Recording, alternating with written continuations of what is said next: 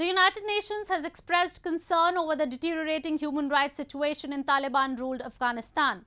The UN says the Taliban's increasingly repressive decrees, including the latest one that restricts women's presence at all public places without burqa, are not just the violation of the basic human rights, but are depriving them of the fundamental rights of movement.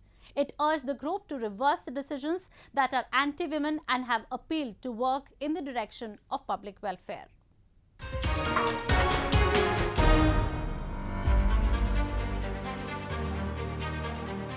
This is the 21st century Afghanistan. The latest decree, which in Taliban's lexicon is no less than a law, mandates women to wear a full body veil burqa in all public spaces. This comes in line with several restrictions that Taliban have imposed in the war-ravaged country, including no education for girls above 6th grade, no movement without a male company, and several others. More surprising, however, is the fact that Taliban don't even recognize that it is breaching into people's personal space and are violating their basic human rights. The brazenly put out statements of the Taliban have said time and again that they have been strictly following the rules and have given all possible liberty to its citizens.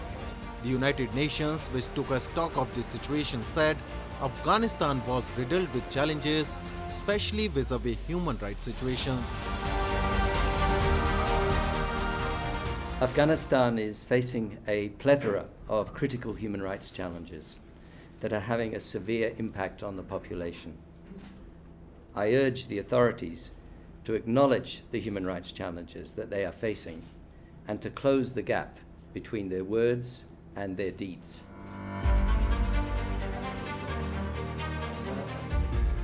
At the end of an 11-day visit to Afghanistan, Richard Bennett, the UN Special Rapporteur, told reporters the Taliban needed to immediately reverse policies that negatively impacted women's access to public space. He described concerns over severe inhibitions of women's access to education after the group made a U-turn on allowing girls to go to secondary school in March, and this month announced rules requiring women to cover their faces to be enforced by punishing their closest male relatives.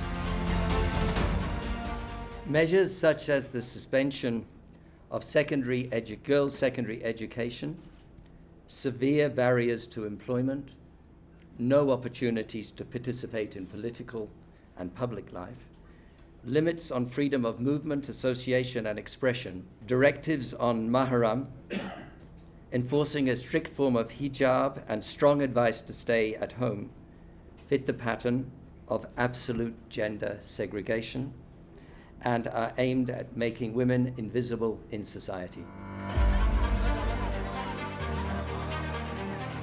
However, like every single time in the past, the Taliban have denied that there was a concerning human rights situation, saying they had paid attention to the issues mentioned and were working on the issue of girls' secondary school education. Women across Afghanistan, especially in capital Kabul, have expressed their opposition, with some even taking to streets. But all their demands have suffered is a stone-hearted authority.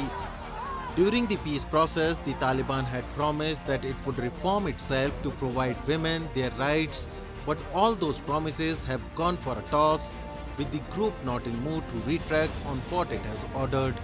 And with a rapid decline in the women's situation, observers say that not only has Afghanistan become the most suppressive place for women, but it is turning out to be a living hell, with the group tightening noose around their neck with every rising sun.